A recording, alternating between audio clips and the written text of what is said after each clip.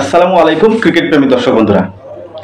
বাংলাদেশে 2023 বিপিএল এর একটা ভিডিও সম্প্রতি আবারও ভাইরাল হয়েছে। সোশ্যাল মিডিয়ায় আবারও এটা নিয়ে আলোচনা হচ্ছে। আর আলোচনার মূল কারণটা হচ্ছে আইপিএল এর 17তম আসরের ফাইনাল শেষে অ্যান্দ্রে রাসেল এবং সুনীল নারিন কলকাতা নাইট রাইডার্সের ড্রেসিং রুমে বাংলাদেশের সেই সাংবাদিকের করা প্রশ্নে যে প্রশ্নটা করেছিলেন সেটা নিয়ে আবারও তারা ট্রলে মেতে উঠেছেন।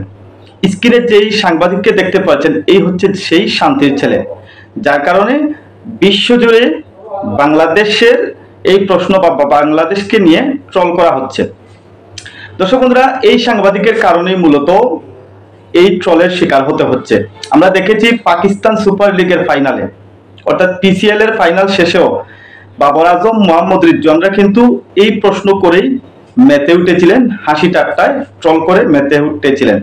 সে মূলত প্রশ্ন করেছিল 2023 সালের বিপিএল এর ফাইনাল শেষে যখন মঈন আলী, সুনীল নারিন এবং অ্যান্দ্রে রাসেল তারা কুমিল্লাতে খেলছিলেন, কুমিল্লা চ্যাম্পিয়ন হয়েছিল, তখন সে প্রশ্ন করেছিল, সে মূলত জানতে চাইছিল যে ফাইনাল ম্যাচে আপনাদের পারফরমেন্স কেমন হয়েছে বা নিজেদের পারফরমেন্সে কতটুক সন্তুষ্টজনক। কিন্তু সে তার প্রশ্নে গোলমাল পাকিয়ে দিয়েছিল। সে ভেঙে চুরে এমনভাবে প্রশ্ন করেছিল যে final match your performance what happening. যদিও মঈন আলী এবং সুনীল নারিন কোনোভাবে পাশ কাটিয়ে চলে গেলেও অ্যান্দ্রে রাসেল ঠিকঠাক ভাবে তার প্রশ্ন বুঝতে পারছিলেন না, তিনি উত্তর দিতে পারছিলেন না। আর সে কারণেই এই কথাটা অ্যান্দ্রে রাসেলের মনে রয়ে যায় এবং ওই ভিডিওটা তখন সময় প্রচুর পরিমাণে ভাইরাল হয়েছিল। তারপর আবারও আলোচনায় উঠে আসে যখন পাকিস্তান সুপার লিগের ফাইনাল শেষ হয়, তখন বাবর আজম, মোহাম্মদ রিজওয়ানরা সেটাকে আবারও ভাইরাল করেন ট্রল করার মাধ্যমে।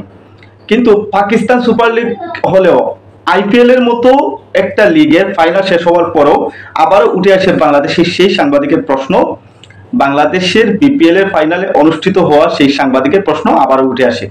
সুনীল নারিন, অ্যান্দ্রে রাসেলরা এই বাক্যটা নিয়েই মূলত ট্রলে মেতে ওঠেন এবং আবারও সেই সাংবাদিক বা সাংবাদিকের করা প্রশ্নটা আলোচনায় উঠে আসে।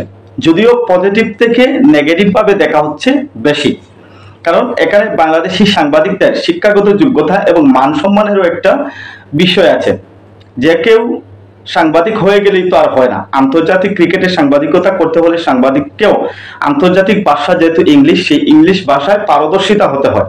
আর সেজন্য বর্তমানে বাংলাদেশে আইন করা হয়েছে সাংবাদিক হতে হলে কমপক্ষে ডিগ্রি অথবা অনার্স লেভেলে পাস থাকতে হবে, তাহলে কেউ সাংবাদিকতা বা প্রফেশনাল সাংবাদিক হতে পারবে, নয়তো কেউ প্রফেশনাল সাংবাদিক হতে পারবে না। আর এদিক থেকে অবশ্যই এটা ভালো হয়েছে যে এটুরমা পেটুরমা যারা আছে তারা সাংবাদিক যে কোনো একটা পেজ বা যে কোনো কিছুতেই সাংবাদিকতার একটা কার্ড গলায় ঝুললেই সাংবাদিক হয়ে যায়। আর যেখানে সেখানে ভুলভাল প্রশ্ন করে বাংলাদেশের মান ইজ্জত সব মাঠে মেরে দেয়। তো যাই হোক, যদিও এটা পজিটিভলি সবাই ট্রল করছে, কিন্তু বাংলাদেশের খেলা যারা বলেছিল বাংলাদেশের খেলা দেখে না বা বাংলাদেশের বিপিএল বিশ্বব্যাপী দেখে না, এই বিপিএল এর ফাইনাল পর বা তার এই প্রশ্নটা ভাইরাল হবার পর আসলে মনে হচ্ছে যে বাংলাদেশের বিপিএলটা সব দেশেই কম বেশি মানুষ দেখে।